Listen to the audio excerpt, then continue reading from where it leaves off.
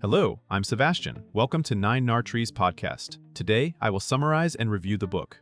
In the Wake of Madness, The Murderous Voyage of the Whaleship Sharon by maritime historian Joan Druett revisits one of the 19th century's most unsettling true sea stories, a whaling voyage that spiraled into brutality and psychological collapse. Set against the hard routine of the Pacific whaling grounds, the book follows the American whaleship Sharon and the small, tense community that formed aboard her. Druett explores how isolation, rigid hierarchies, and relentless labor could magnify conflicts until they became lethal. Rather than treating the episode as a simple mystery at sea, she frames it as a human drama shaped by the era's whaling economy, the pressures of command, and the fragile mental health of men pushed beyond endurance. The result is both a reconstruction of events and a study of how violence can emerge in closed worlds. Readers interested in maritime history, true crime, and survival narratives will find a gripping account that also asks larger questions about authority and responsibility. I will give you key takeaways from this book. Firstly, a whaleship as a closed world. Druett presents the Sharon as more than a vessel. It is a floating society with its own rules, incentives, and punishments. Whaling demanded years away from home, long stretches of monotony broken by bursts of dangerous action, and constant proximity among men from different backgrounds. In that environment, small slights could become enduring grievances, and private resentments had nowhere to dissipate. The strict chain of command that kept a ship functioning could also trap individuals in roles they felt powerless to escape. Druett uses the realities of whaling life to show how the setting shaped behavior, the exhausting pace of work, the physical hardship, the limited privacy, and the ever-present threat of injury or death. These conditions did not automatically produce violence, but they created a pressure cooker in which character flaws, fear, and anger could intensify. By emphasizing the social dynamics of shipboard life, the book helps readers understand why a tragic episode can be rooted in structural conditions as much as personal choices, and why a single voyage can reveal the darker side of an entire industry. Secondly, command, discipline, and the burden of authority. A major thread in the book is the fragile balance between leadership and coercion. Whaling captains and officers were expected to maintain order, protect property, and deliver a profitable cargo, often with limited oversight once the ship left port. Druett examines how authority was exercised aboard the Sharon and how discipline could slide from necessary firmness into a source of resentment and fear. She also highlights that command is not merely a rank, but a continuous series of decisions under uncertainty, managing men, allocating risks, and responding to crises at sea. When tensions rise, a leader's tone and judgment can either stabilize the group or deepen divisions. The book encourages readers to look beyond simplistic hero-villain framing and instead consider how institutions reward certain behaviors, how subordinates interpret commands, and how a culture of toughness can discourage early intervention. This focus makes the story relevant to modern readers interested in leadership under pressure, because it demonstrates how authority can be tested by stress, personality conflicts, and the temptation to prioritize outcomes over the well-being of people. Thirdly, psychological strain and the descent into madness. Druett frames the voyage as a case study in psychological deterioration under extreme conditions. Long isolation, fatigue, and the emotional toll of danger can amplify existing vulnerabilities, especially when someone feels trapped, humiliated, or threatened.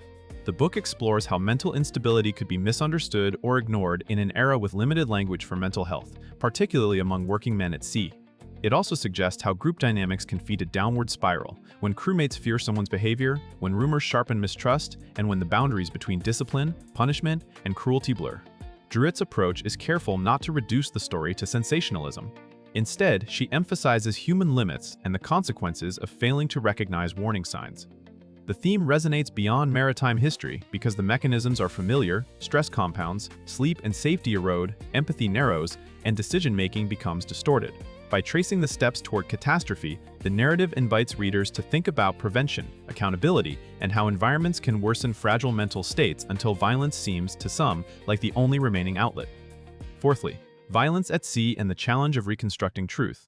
True crime on the open ocean comes with an unusual problem. Evidence is scarce, witnesses are compromised by fear or loyalty, and the scene of the crime is constantly changing.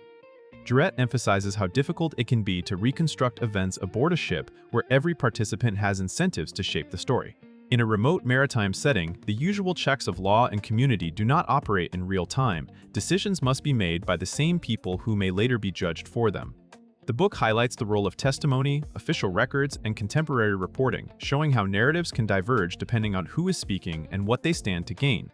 This topic adds depth because it turns the reader into an evaluator of competing accounts, not just a consumer of plot. Druett's historical method underscores how maritime incidents become known through fragments, and how those fragments can still reveal patterns of responsibility and neglect. The result is a narrative that feels investigative while remaining rooted in the limitations of historical documentation, illustrating how truth at sea can be both urgent and elusive. Lastly, whaling culture, profit motives, and human cost. Behind the personal drama lies the economic machine of 19th century whaling. Druett connects the voyage to an industry that demanded relentless productivity and normalized hardship as the price of success. Profit depended on endurance, long cruises, minimal rest, and constant pressure to keep working even when morale frayed.